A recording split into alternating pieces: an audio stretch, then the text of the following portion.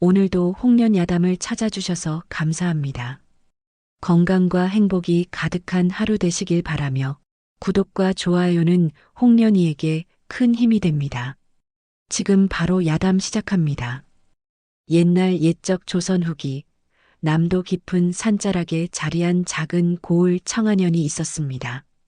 그곳 장터 뒷골목 구석진 곳에는 누더기를 걸친 채 바닥에 떨어진 밥풀 하나라도 소중히 주워 담는 여인이 있었지요. 그 여인의 이름은 혜연이었습니다. 혜연은 20살이 갓 넘은 나이였지만 온갖 풍상을 겪어 그보다 훨씬 늙어 보였습니다. 까무잡잡하게 탄 얼굴에는 굶주림의 그림자가 드리워져 있었고 한때는 고운 자태를 자랑했을 손은 이제 거칠고 상처투성이가 되어 있었지요. 하지만 그 모든 고난 속에서도 그녀의 눈동자만큼은 여전히 맑고 깊은 빛을 간직하고 있었습니다. 사람들은 혜연을 보면 고개를 절레절레 흔들며 손가락질을 했습니다. 저 거지 계집 또 왔구나. 어서 쫓아내지 않으면 장터 분위기가 흐려질 게야. 아이고 더러워라. 저런 것이 왜 이 좋은 곳을 어슬렁거리나. 제 주제도 모르고 양반네 집 음식 찌꺼기를 탐내다니 참으로 뻔뻔하기 짝이 없구나. 하지만 혜연은 그런 모진 말들에도 굴복하지 않았습니다. 그녀는 새벽이 오기 전부터 장터에 나와 상인들이 버린 썩은 나물 하나, 떨어뜨린 곡식한 알이라도 놓치지 않으려 애썼지요. 그것이 그날 하루를 버틸 수 있는 유일한 양식이었으니까요. 혜연의 어린 시절은 그 누구보다 비참했습니다. 그녀가 태어나던 날 어머니는 해산의 고통을 이기지 못하고 숨을 거뒀습니다. 그리고 아버지라고 할 사람은 어머니를 하룻밤 상대하고 사라져버린 한량이었지요. 그렇게 혜연은 태어나자마자 고아가 되었고 이 집 저 집을 떠돌며 겨우겨우 목숨을 이어왔던 것입니다. 어떤 때는 기와집 행랑에서 심부름을 하며 하룻밤 잠자리를 얻기도 했고 어떤 때는 절간에서 빨래를 해주며 맑은 물 한 그릇과 보리밥 한 덩이를 얻어먹기도 했습니다. 그러다 15살이 되던 해 혜연은 청안현의 부자 김진사댁 여종이 되었지요. 김진사는 마을에서 손꼽히는 부자였지만 그만큼 인색하고 모질기로도 유명했습니다. 특히 종들을 부리는 솜씨는 가혹하기 짝이 없었지요. 혜연은 새벽부터 밤늦도록 온갖 굳은 일을 도맡아 했습니다. 빨래에 청소, 방아찌기에 물 길어 나르기까지 쉴 틈이 없었지요. 혜연아, 뭣들 하느냐? 어서 마당 쓸고 우물과 빨래도 해오거라. 예, 마님. 그리고 방아도 찧어놓고 장작도 패어놓아야 할 것 아니냐? 예, 마님. 금방 하겠습니다. 혜연은 언제나 예라는 대답만 할 뿐이었습니다. 불평 한마디 하지 않고 묵묵히 일만 했지요. 하지만 그런 그녀를 김진사댁 식구들은 더욱 괴롭혔습니다. 저것 참 답답하기 짝이 없어. 시키는 일은 다 하면서도 재미가 없구나. 맞아. 좀 울기라도 하면 속이 시원할 텐데 저렇게 조용하니 더 미워져. 그렇게 5년을 버텨온 혜연이었지만 결국 김진사댁을 나오게 되었습니다. 김진사의 큰아들이 혜연에게 못된 마음을 품고 덤벼들었던 것이지요. 혜연은 필사적으로 저항했지만 이 일이 알려지자 오히려 혜연이 도련님을 유혹했다는 누명을 쓰고 쫓겨나게 되었습니다. 이 음흉한 계집애가 감히 우리 도련님을 꿰었다니. 당장 이 집에서 나가거라. 다시는 얼굴도 보이지 말고. 그렇게 혜연은 다시 거리로 내몰렸습니다. 이번에는 더 이상 어떤 집에서도 받아주지 않았지요. 이미 소문이 퍼져나갔기 때문입니다. 할 수 없이 혜연은 장터 구석에서 구걸하며 살아가게 되었던 것입니다. 그런 혜연을 사람들은 거지계집이라 불렀습니다. 누구 하나 그녀에게 따뜻한 말 한마디 건네는 이가 없었지요. 하지만 혜연은 절망하지 않았습니다. 오히려 자신보다 더 어려운 처지의 사람들을 보면 자신의 것이라도 나누어 주곤 했습니다. 할머니, 이거라도 드세요. 아이고, 혜연아. 너도 굶고 있는데 어찌 이런 걸? 괜찮습니다. 저는 젊으니까 하루 정도 굶어도 되지만 할머니는 기력이 없으시잖아요. 그런 혜연의 마음씨를 아는 이들은 몇 안 되었지만 그래도 그녀를 고마워하는 사람들이 있었습니다. 특히 같은 처지의 거지들과 병든거린들은 혜연을 친언니처럼 따랐지요. 그 무렵 인근 명산 지리산 자락에 있는 대찰 용화사의 고승 묘연 스님이 청안현 관아의 청으로 마을에 내려와 계셨습니다. 묘연 스님은 65살의 노승으로 어려서부터 불문에 들어가 평생을 수행으로 일관해온 도승이었습니다. 스님에게는 남다른 능력이 하나 있었으니 바로 사람의 관상을 보고 그 사람의 운명과 인연을 꿰뚫어 보는 해안을 지니고 계셨던 것입니다. 젊은 시절부터 이런 능력을 지니고 있던 스님은 많은 사람들의 운명을 예견하여 바른 길로 인도해 주곤 했지요. 스님께서 보시기에 제 아들놈이 과거에 급제할 수 있을까요? 스님, 우리 딸아이 혼사는 잘 될까요? 사람들이 찾아와 물어보면 스님은 정성껏 그들의 얼굴을 살펴보고 진심으로 조언을 해주셨습니다. 그런 스님의 명성은 멀리까지 퍼져나갔고 이번에도 청안현 원님이 특별히 모시고 온 것이었지요. 어느 가을날 오후 관아 마당에서는 묘연 스님의 법문이 한창이었습니다.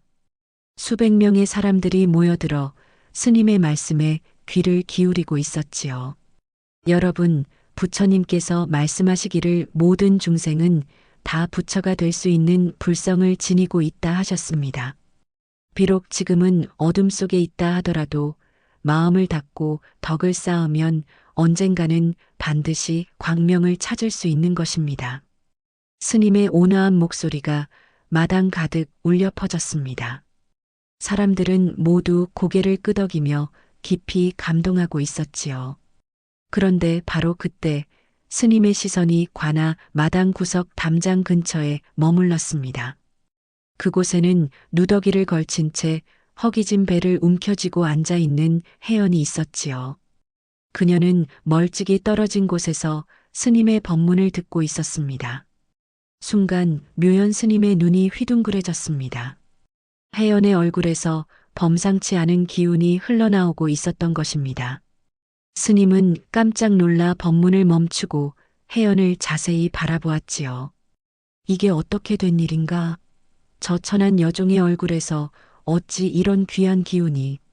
혜연의 이마는 넓고 반듯했으며 눈썹은 초승달처럼 아름답게 뻗어 있었습니다. 비록 굶주림으로 야윈 모습이었지만 그 눈동자는 별처럼 맑고 깊었지요. 특히 코와 입술의 생김새는 고귀한 혈통에서만 볼 수 있는 귀품을 드러내고 있었습니다. 분명히 이는 왕후의 관상이다. 나라의 어머니가 될 상이 저렇게 뚜렷할 수가. 스님은 자신의 눈을 의심했습니다. 평생 관상을 봐온 경험으로도 이런 일은 처음이었기 때문입니다. 천한 여종의 얼굴에서 왕후의 기운을 보다니 이것이 과연 가능한 일인가 싶었지요. 스님은 눈을 비비고 다시 혜연을 바라보았습니다. 하지만 여전히 같은 모습이었습니다. 혜연의 관상은 분명히 왕후의 것이었지요. 아니, 그 이상이었습니다. 나라를 평안하게 하고 백성을 어머니처럼 보살필 성군의 상이 그녀에게서 뿜어져 나오고 있었던 것입니다. 법문이 끝난 후 사람들이 하나둘 흩어지기 시작했습니다. 혜연도 일어서서 돌아가려 했지요. 그때 스님이 조용히 그녀를 불렀습니다. 저기 잠깐만 기다려보거라. 혜연은 깜짝 놀라며 뒤를 돌아보았습니다. 높으신 스님이 자신 같은 천한 것을 부른다니 믿을 수가 없었지요. 저를 부르시는 건가요? 그렇다. 이리 가까이 와보거라. 혜연은 두려운 마음으로 스님 앞에 다가갔습니다. 그리고 깊게 절을 올렸지요. 천한 여종 혜연이옵니다. 스님께서 무슨 말씀이라도 고개를 들어보거라. 혜연이 조심스럽게 고개를 들자 스님은 그녀의 얼굴을 찬찬히 살펴보았습니다. 가까이서 보니 더욱 확실했습니다. 이는 분명 천하에 둘도 없는 귀한 관상이었지요. 내 손을 내밀어 보거라. 손을 말입니까? 혜연은 당황하며 자신의 거친 손을 바라보았습니다. 온갖 힘든 일로 상처투성이가 된 손이 부끄러웠지요. 부끄러워 마라. 손을 펴서 보여다오. 혜연이 떨리는 손을 펼치자 스님은 다시 한번 경악했습니다. 손바닥에 선명하게 새겨진 송금들이 보통 사람과는 전혀 달랐던 것입니다. 옥봉선이다. 저렇게 뚜렷한 옥봉선을 가진 여인이라니. 옥봉선은 봉황이 옥에서 춤추는 형상을 닮은 송금으로 나라의 어머니가 될 왕비에게서만 나타나는 극히 드문 상이었습니다. 스님은 평생에 걸쳐 수많은 사람들의 손을 봤지만 이렇게 완벽한 옥봉선은 처음이었지요. 아이야. 스님의 목소리가 떨렸습니다. 내 이름이 무엇이라 하였느냐? 혜연. 혜연이라 하옵니다. 혜연. 바다의 연꽃이로구나. 참으로 좋은 이름이다. 스님은 잠시 생각에 잠겼습니다. 어떻게 이 사실을 혜연에게 알려줄지 고민이 되었지요. 갑자기 왕후가 될 상이라고 말한다면 이 순박한 아이가 과연 믿을 수 있을까요? 아이야, 너는 절대로 이 고을에서 그냥 늙어 죽을 팔자가 아니다. 예. 혜연은 무슨 말인지 몰라 어리둥절했습니다. 머지않아 큰 변화가 일어날 것이다. 그때까지 너는 스스로를 포기하지 말고 굳건히 버텨야 한다. 알겠느냐? 스님, 저 같은 것이 무슨. 저는 매일 밥풀이나 주워 먹는 거지인데요. 혜연의 눈에 눈물이 고였습니다. 스님의 말씀이 고마웠지만 현실은 너무도 절망적이었으니까요. 아이야, 지금 내가 겪는 모든 고통은 다 이유가 있는 것이다. 진흙에서 피어나는 연꽃이 가장 고운 꽃을 피우듯 너도 이 시련을 통해 더욱 큰 덕을 쌓고 있는 것이니라. 스님은 혜연의 어깨에 손을 올리며 따뜻하게 말했습니다. 무엇보다 중요한 것은 마음가짐이다. 아무리 어려워도 남을 원망하지 말고 선한 마음을 잃지 마라. 그것이 너를 구원할 유일한 길이니라. 스님, 혜연은 감격에 겨워 눈물을 흘렸습니다. 태어나서 처음으로 자신을 인격적으로 대해주는 어른을 만난 것이었지요. 하지만 이 대화를 멀리서 지켜보던 사람들이 있었습니다. 그들은 수군거리기 시작했지요. 저 거지계집이 스님과 무슨 얘기를 저리 오래 하나? 설마 스님께 무슨 헛된 소원이라도 빌고 있는 건 아닌가? 아니면 자기도 복받을 수 있다고 꼼수라도 부리는 건 아닐까? 소문은 삽시간에 퍼져나갔습니다. 그리고 며칠 후 더욱 크게 와전된 이야기가 마을에 돌기 시작했지요. 들었나? 그 거지계집이 자기가 왕후가 될 상이라고 헛소리를 한다더군. 세상에 그런 말도 안 되는 소리가. 거지가 왕후라니 미쳤나 보다. 스님도 늙으시니 정신이 흐려지신 모양이야. 사람들의 조롱과 비웃음은 날이 갈수록 심해졌습니다. 혜연은 더욱 깊은 상처를 받게 되었지요. 하지만 스님의 말씀을 마음에 새기고 꿋꿋이 버텨냈습니다. 묘연 스님은 며칠 후 절로 돌아가야 했지만 떠나기 전에 혜연을 다시 한번 찾았습니다. 아이야, 내가 줄 것이 하나 있다. 스님은 작은 주머니를 혜연에게 건네주었습니다. 이 안에는 경전 구절이 적혀 있다. 힘들 때마다 이것을 읽어보거라. 마음이 편해질 것이다. 스님, 그런데 저는 글을 모르는데. 걱정 마라. 내가 진심으로 바라면 부처님께서 깨우쳐 주실 것이다. 그리고 스님은 혜연에게 한 가지 더 당부했습니다. 아이야, 절대로 자포자기하지 말거라.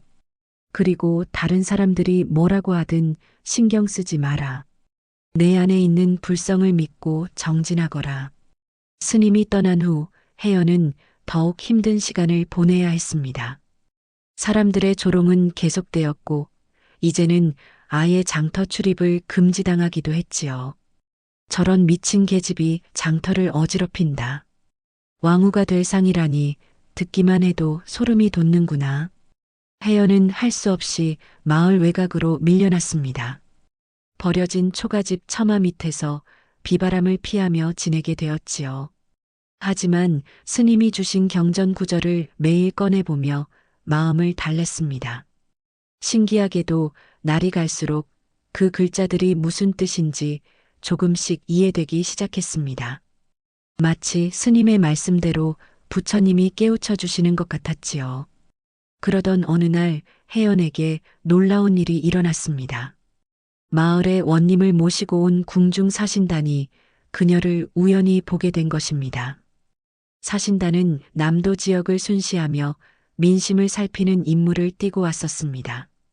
그들 중 한 명이 말을 먹이려고 우물가로 갔다가 물을 길러온 혜연과 마주치게 되었지요. 그 사신은 혜연을 보자마자 깜짝 놀랐습니다. 혜연의 얼굴이 돌아가신 선왕후와 너무나 닮아 있었기 때문입니다. 이게 어떻게 된 일인가? 사신은 급히 동료들을 불러 혜연을 보여주었습니다. 다른 사신들도 모두 놀라는 것은 마찬가지였지요. 정말 선왕후 마마와 빼닮았구나. 특히 저 눈매와 코 생김새는 완전히 똑같아. 하지만 저런 천한 차림을 하고 있는 걸 보니 사신들은 호기심과 의구심을 품고 혜연에 대해 은밀히 조사하기 시작했습니다. 그리고 놀라운 사실들을 하나씩 발견해 나갔지요.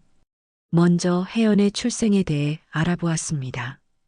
20여 년 전 정유재란 때 실종되었던 정한대군의 손녀딸이 있었는데 그녀가 피난길에서 혜연을 낳고 숨을 거뒀다는 기록을 찾아낸 것입니다.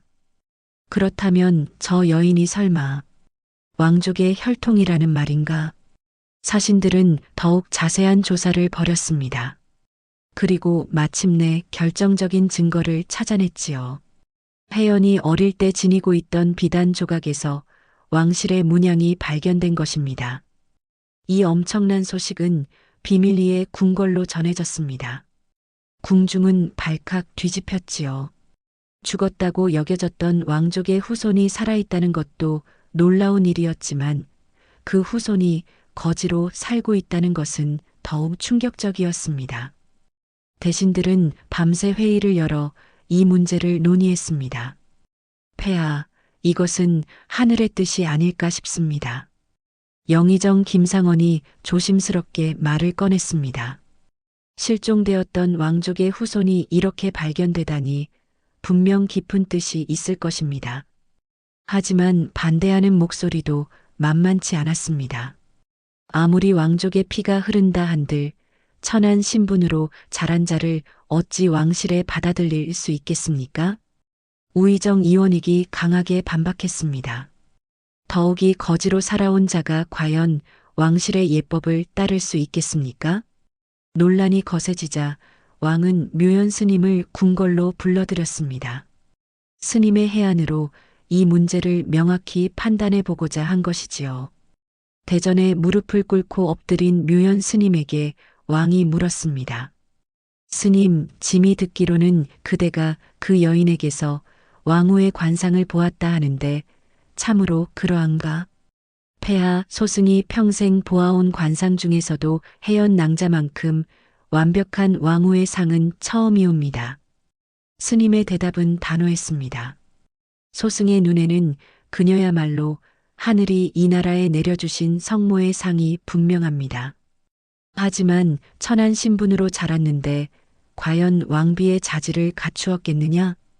폐하, 진주는 깊은 바닷속 조개에서 나오고 금은 땅속 깊은 곳에서 캐어내는 법이옵니다. 혜연 낭자 또한 고난 속에서 자랐기에 더욱 값진 덕을 쌓을 수 있었을 것입니다. 스님의 말에 감동한 왕은 마침내 결단을 내렸습니다. 좋다. 그 여인을 궁중에 들여보내어 직접 살펴보겠다. 며칠 후 궁중 사신들이 다시 청안현으로 내려왔습니다. 이번에는 혜연을 궁궐로 모셔오라는 명을 받고 온 것이었지요. 혜연은 갑작스러운 상황에 어리둥절했습니다. 저를 궁궐로 데려간다고요? 그렇소. 폐하의 명이시니 어서 준비하시오. 하지만 저는 천한 여종인데 무슨 일로? 사신들은 자세한 사정은 말해주지 않았습니다. 다만 혜연을 정중히 모시고 궁궐로 향했지요. 길고 험한 여행 끝에 마침내 한양에 도착했습니다. 혜연은 처음 보는 도성의 웅장함에 압도당했지요. 높이 솟은 성문과 끝없이 펼쳐진 기와 지붕들, 그리고 곱게 뻗은 대로변에 늘어선 상점들까지 모든 것이 꿈만 같았습니다. 궁궐에 들어서자 혜연의 놀라움은 더욱 커졌습니다.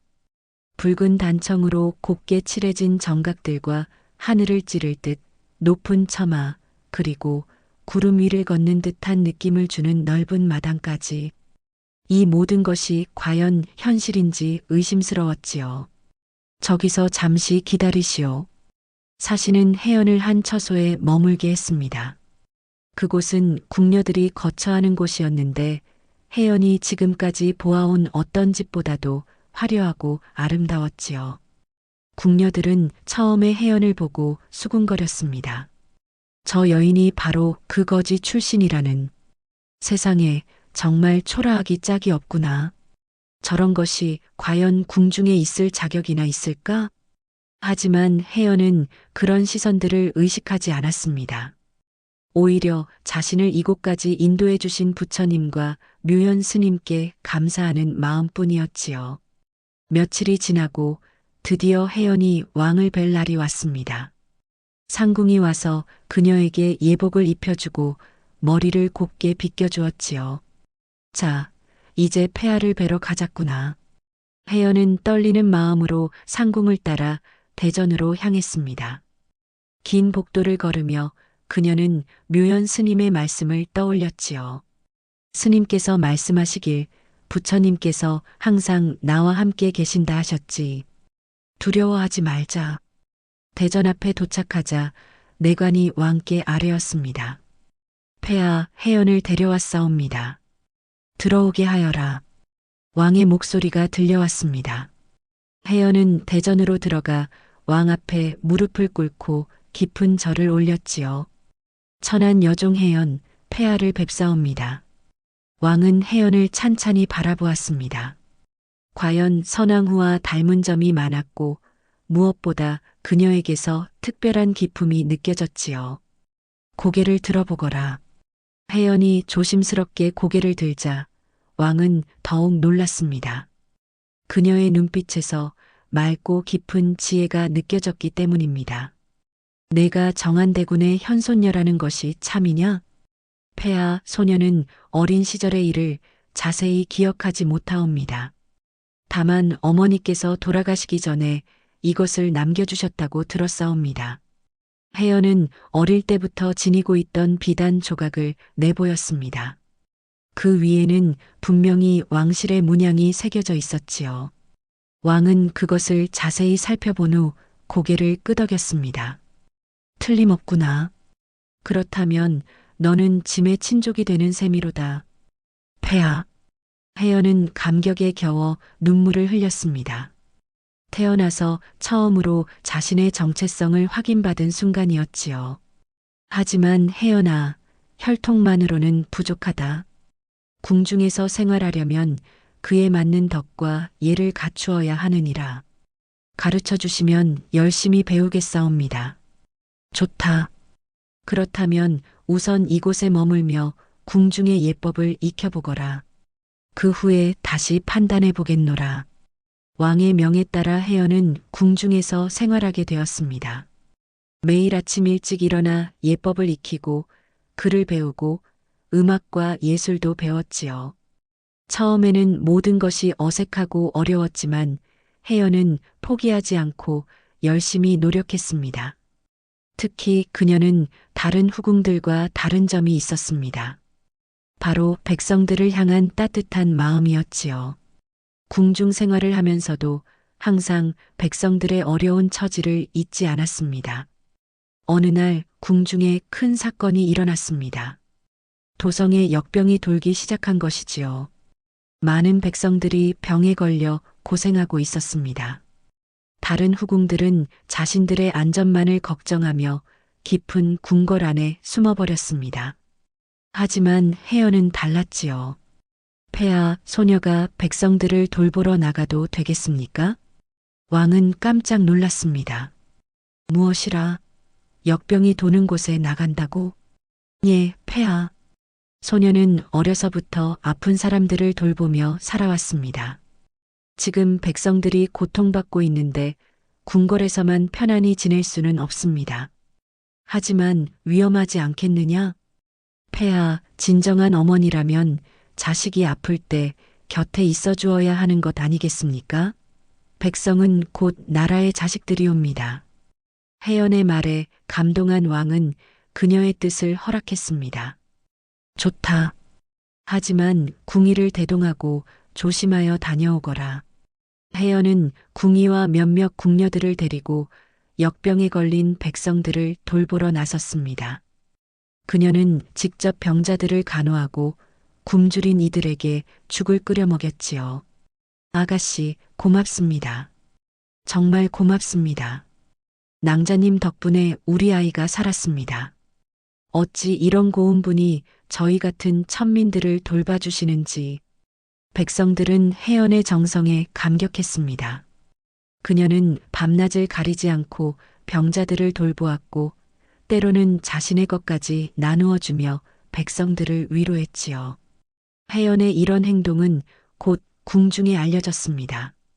처음에는 그녀를 의심하던 궁녀들과 내관들도 점차 감동하기 시작했지요.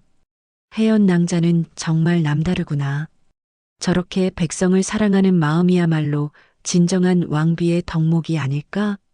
처음에는 의심했지만 이제 보니 혜연 낭자의 마음은 참으로 고귀하다. 며칠 후 혜연이 궁궐로 돌아왔을 때 왕은 그녀를 따뜻하게 맞이했습니다. 혜연아, 고생 많았다. 아닙니다, 폐하. 소녀가 할 일을 한 것뿐입니다. 짐이 보기에 너는 진정으로 백성을 사랑하는 마음을 지니고 있구나. 그 후로도 혜연은 계속해서 백성들을 위한 일에 앞장섰습니다. 굶주린 이들을 위해 진율청에서 일하기도 하고 학문을 장려하여 가난한 아이들도 글을 배울 수 있도록 도왔지요. 특히 그녀는 여성들의 처지에도 관심이 많았습니다. 자신과 같은 고난을 겪은 여인들을 도와주며 그들이 당당하게 살아갈 수 있도록 격려했지요. 언니, 저희 같은 것들도 사람 구실을 할 수 있을까요? 어느 날 혜연을 찾아온 한 여인이 눈물을 흘리며 물었습니다. 당연하지요. 사람은 누구나 소중한 존재예요. 태어난 환경이 다를 뿐이지 본래 지닌 불성은 모두 같답니다. 혜연은 그 여인의 손을 잡고 따뜻하게 위로해 주었습니다. 어려움이 있을 때마다 저를 찾아오세요. 함께 이겨나가 봅시다. 이런 혜연의 모습을 본 왕은 마침내 확신을 갖게 되었습니다. 그녀야말로 진정한 왕비의 자질을 갖춘 인물이라는 것을 말이지요. 어느 날 왕이 혜연을 불러들였습니다. 혜연아, 그대가 궁중에 들어온 지 벌써 2년이 되었구나. 예, 폐하. 그동안 부족한 저를 따뜻하게 보살펴 주셔서 감사합니다. 짐이 보니 그대는 참으로 백성을 사랑하는 마음이 깊더라. 그리고 어떤 시련 앞에서도 굴복하지 않는 강인함을 지니고 있구나. 과찬이옵니다, 폐하. 왕은 잠시 침묵한 후 중대한 결정을 발표했습니다. 혜연아, 짐은 그대를 왕비로 책봉하고자 한다. 그 순간 대전에는 깊은 정적이 흘렀습니다. 혜연은 믿을 수 없다는 표정으로 왕을 바라보았지요. 폐하, 소녀 같은 것을. 그대는 혈통으로도 덕행으로도 왕비가 되기에 충분하다. 무엇보다 백성을 진심으로 사랑하는 마음이야말로 왕비의 가장 중요한 덕목이 아니겠느냐? 혜연은 눈물을 글썽이며 깊은 절을 올렸습니다. 폐하의 은혜에 목숨을 다해 보답하겠사옵니다. 책봉식을 준비하는 동안 궁중은 분주했습니다. 모든 신하들과 궁녀들이 혜연의 왕비 책봉을 위해 정성껏 준비했지요. 드디어 책봉식 날이 밝았습니다. 화려한 왕비복을 입은 혜연이 대전으로 향하는 길, 궁중의 모든 이들이 그녀에게 절을 올렸습니다. 거지 여종에서 나라의 어머니가 되는 순간이었지요. 신혜연, 왕비로 책봉되는 영광을 받들어 모시겠사옵니다. 혜연의 목소리는 떨렸지만 힘이 있었습니다. 책봉식이 끝난 후 혜연 왕비는 백성들 앞에서 첫 인사를 드렸습니다. 백성 여러분, 소녀는 여러분과 같은 어려운 처지에서 자랐습니다. 그 덕분에 여러분의 아픔과 어려움을 누구보다 잘 알고 있습니다. 왕비가 된 지금도 그 마음을 잊지 않고 평생토록 여러분을 위해 헌신하겠습니다. 백성들은 감격의 눈물을 흘리며 새 왕비를 환영했습니다. 만세, 성덕왕후 마마 만세. 우리를 이해해 주시는 어머니 같은 왕비가 오셨구나. 한편 용화사의 묘연 스님은 멀리서 이 소식을 들으며 조용히 합장했습니다. 부처님 가르침처럼 연꽃은 진흙에서 피어나 더욱 고운 법이지. 혜연이가 바로 그 연꽃이로구나. 아미타불, 아미타불. 혜연 왕비의 치세가 시작되었습니다. 그녀는 왕비가 된 후에도 백성들과의 약속을 잊지 않았지요. 먼저 굶주린 백성들을 위한 진율 정책을 크게 확대했습니다. 폐하, 백성들이 굶주리고 있사옵니다. 국고를 열어 이들을 도와야 하지 않겠습니까? 왕비의 뜻이 옳다. 곧 진율청에 명을 내리겠노라. 또한 혜연 왕비는 교육에도 많은 관심을 기울였습니다. 가난한 집 아이들도 글을 배울 수 있도록 서원을 곳곳에 세우고 특히 여성 교육에도 힘썼지요. 여인들도 글을 알아야 자식을 올바르게 기를 수 있습니다. 이는 나라의 미래를 위한 일이옵니다. 혜연 왕비의 이런 정책들은 백성들에게 큰 호응을 얻었습니다. 특히 그녀가 직접 궁을 나와 백성들을 만나며 그들의 이야기를 들어주는 모습은 많은 감동을 주었지요.